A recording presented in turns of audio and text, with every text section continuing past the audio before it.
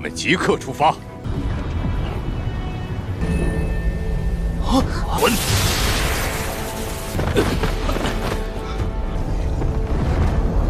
迎敌！这盗匪好强的是。 Halo semuanya, selamat datang di Ruang Sinema. Bagaimana kabar kalian semua? Semoga selalu sehat dan baik-baik saja. Sesuai jadwal, jadi pada hari ini kita akan kembali melanjutkan series Donghua Martial Master episode terbaru. Yang mana ini adalah episode yang ke-460 sampai 461. Namun sebelum kita mulai, lebih baik kita lihat lagi apa saja yang telah terjadi pada episode sebelumnya. Di minggu kemarin, Qingchen dan juga Qiansu telah secara resmi berpisah. Sebenarnya, Qiansu itu sama sekali tidak yang berjauhan dengan Qingchen. Bahkan Nona Su juga sempat memberikan ancaman kepadanya. Tapi untung saja Qiansu dilindungi oleh Jiruyu. Nona Gong meminta Nona Su untuk tidak berani berbuat hal buruk kepada Qingchen dan juga Qiansu. Karena bagaimanapun mereka memiliki backingan yang kuat. Jika mereka sampai salah mengambil langkah, maka Nona Gong sendiri akan sulit untuk bisa melindungi Nona Su. Setelah semua itu, kapal Balai Penegak Hukum pun mulai pergi dari Pavilion Pil. Berhubung para putra suci sudah berkumpul, jadi Ketua Swanseng akan mengadakan pesta penyambutan untuk Qingchen. Selain itu, dirinya juga meminta mereka untuk bersiap, karena sebentar lagi kompetisi alkemis akan segera dimulai. Malamnya, pesta pengangkatan Qingchen pun berlangsung dengan sangat meriah.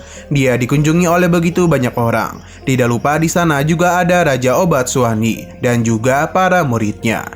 Hanya saja di sini Suani menitipkan kedua muridnya karena takutnya ia sudah tidak lama lagi hidup di dunia ini.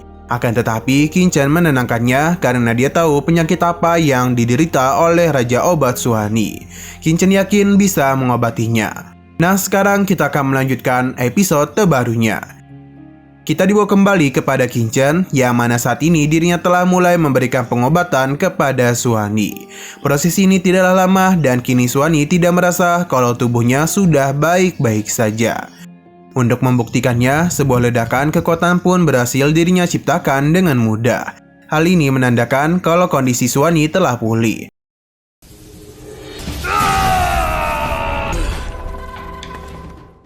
Ia pun menemui Xing Feng dan memberitahu kalau kini tubuhnya sudah tidak sakit-sakitan lagi dan sehat layaknya remaja usia 70 tahun. Di sini Qingchen meminta kepada Tetua Honggong untuk menjemput beberapa kerabatnya. Karena bagaimanapun tempat tinggal mereka sangatlah terpencil dan jika mereka terus berada di sana, Qingchen takut kalau perkembangan mereka akan terhambat. Tetua Honggong paham dan meminta Qingchen untuk tidak usah khawatir, karena serahkan saja semua itu kepadanya. Untuk Xing Feng diminta oleh Qingchen menjaga Pavilion Chen yang berada di kota Dandao. Xing Feng paham dan meminta Qingchen untuk tidak perlu khawatir, karena ini hanyalah hal kecil saja. Setelah memastikan semuanya aman, keesokan harinya, Qingchen bersama Ketua Pavilion dan beberapa putra suci lainnya mulai naik ke kapal terbang. Karena bagaimanapun mereka ini akan segera pergi ke kota Zhongzhou. Di atas sana, Ketua Pavilion memberitahu kalau perjalanan mereka ke kota Zhongzhou sangatlah jauh. Sambil menunggu waktu untuk sampai, ia meminta para muridnya memanfaatkan waktu itu untuk berlatih. Ketua Pavilion segera memulai perjalanannya bersama para putra suci. 我们即刻出发。 Bagi Qingchen, waktu sangatlah penting. Jadi daripada menikmati perjalanan itu, dirinya memilih untuk berlatih saja. Sedangkan ketiga putra suci lainnya memilih untuk melihat pemandangan. Selain itu, aura spiritual di tempat ini sangatlah melimpah. Tidak heran mengapa wilayah Zhou ini terkenal dengan kekuatan spiritual terbaik. Ketua Pavilion meminta mereka semua untuk bersorak setelah memasuki wilayah dinasti Zhou Timur. Selain itu, mereka tidak boleh berkonflik dengan orang lain. Tapi bagi Xin Zuhao, mereka merupakan putra suci dari Pavilion Pil terbaik di kota Dandao. Selain itu, Ketua Pavilion juga merupakan orang yang sangatlah penting. Lantas, siapakah yang berani berbuat macam-macam kepada mereka? Ketua Pavilion memintanya untuk tidak terlalu percaya diri. Karena bagaimanapun, dinasti Zhou memiliki begitu banyak orang yang berkuasa. Dan ada banyak orang yang putus asa. Mereka tidaklah peduli dengan identitas Bai Tianyu yang dirinya miliki. Selain itu, mereka juga harus berhati-hati dengan beberapa monster yang mengerikan. Ini semua terjadi karena kekuatan itu dibentuk satu persatu hanya untuk melawan manusia.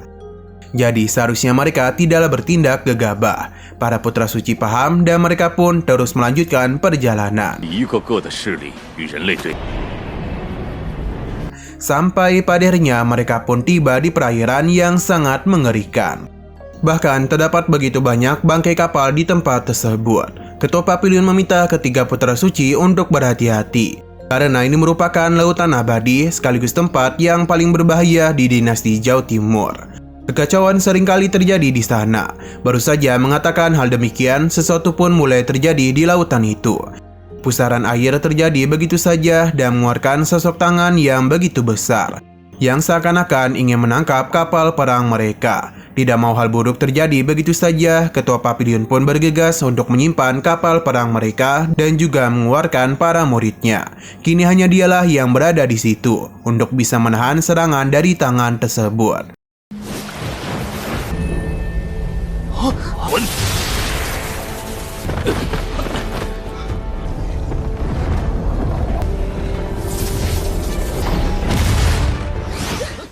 Usaha Ketua Papilion berhasil. Ia pun menanyakan siapa yang telah berani mencegat kapal perang Papilion Dange. Suara tawa pun mulai terdengar di tempat itu, yang mana mereka begitu senang karena mendapatkan tangkapan yang besar. Selain itu, mereka berpikir kalau alasan mereka melewati jalur ini adalah untuk berpartisipasi dalam kompetisi Dangau. Alih-alih takut, mereka justru senang karena jika berhasil menangkap mereka semua, maka uang yang akan mereka hasilkan sangatlah banyak. Ketua Papilion memberitahu kalau mereka berasal dari Papilion dan wilayah Betian. Jadi dia meminta untuk membiarkan mereka pergi. Karena jika tidak, Ketua Papilion berjanji tidak akan membiarkan orang-orang itu selamat. Pada akhirnya, kita pun diperlihatkan kepada para bajak laut yang berani-beraninya menghentikan pergerakan kapal perang Papilion Dan. Sekali lagi, orang-orang ini hanya tertawa, karena bagi mereka, Papilion wilayah Betian bukanlah sebuah ancaman, melainkan seperti sebuah ladang uang. Jadi pemimpin ini pun meminta para bawahannya untuk segera melakukan penangkapan. Sayang sekali mereka itu sudah salah memilih lawan. Ketua Papilion yang sudah marah langsung saja melancarkan serangan, yang membuat para bawahan bajak laut itu pun terhempas. Ini pun membuat ketuanya menjadi sangat terkejut dan langsung turun tangan untuk bisa menghadapi Ketua Papilion. Dalam adu kekuatan itu secara mengejutkan, ketua para bajak laut bisa mengimbangi kekuatan dari Ketua Papilion. Para tetua juga sama terkejutnya karena baru kali inilah mereka melihat ada yang mampu mengimbangi kekuatan Ketua Papilion.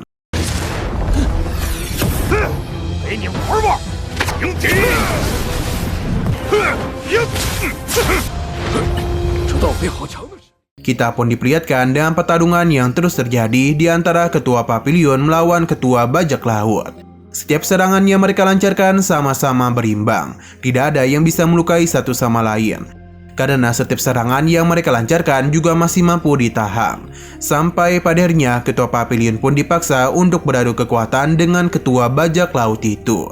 Tapi tentu saja para bajak laut ini sangatlah licik, karena salah satu bajak laut melakukan penyerangan dari belakang tanpa sepengetahuan Ketua Papilion. Nah, sayang sekali episode hari ini pun harus bersambung dulu. Namun sebelum kita akhiri, seperti biasa kita akan melihat preview bagian selanjutnya.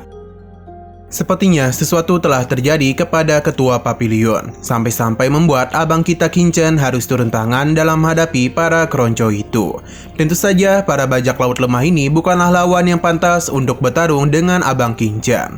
Bahkan hanya dalam satu gerakan saja, Qinchen itu bisa dengan mudah melenyapkan mereka semua. Yang bergerak tidak hanya Qinchen saja, namun Tetua Daji juga ikut memberikan bantuan. Ia yang juga merupakan martial sovereign sedang bertarung sengit dengan ketua para bajak laut itu. Sebenarnya ini merupakan pertarungan yang berat sebelah. Karena bagi Tetua Daji, menghadapi pemimpin bajak laut itu adalah perkara yang mudah. Hanya dalam satu kali serangan saja, ia pun dengan mudah mengalahkan ketua bajak laut. Oke, sekian dulu pada video kali ini. Untuk video selanjutnya akan segera hadir pada Selasa depan. Jadi bagi kalian yang ingin mengikuti series ini, langsung saja klik subscribe dan aktifkan loncengnya.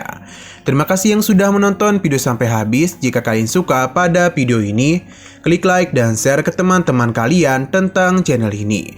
Dan ditunggu aja kelanjutannya. Oke, sampai jumpa di video selanjutnya.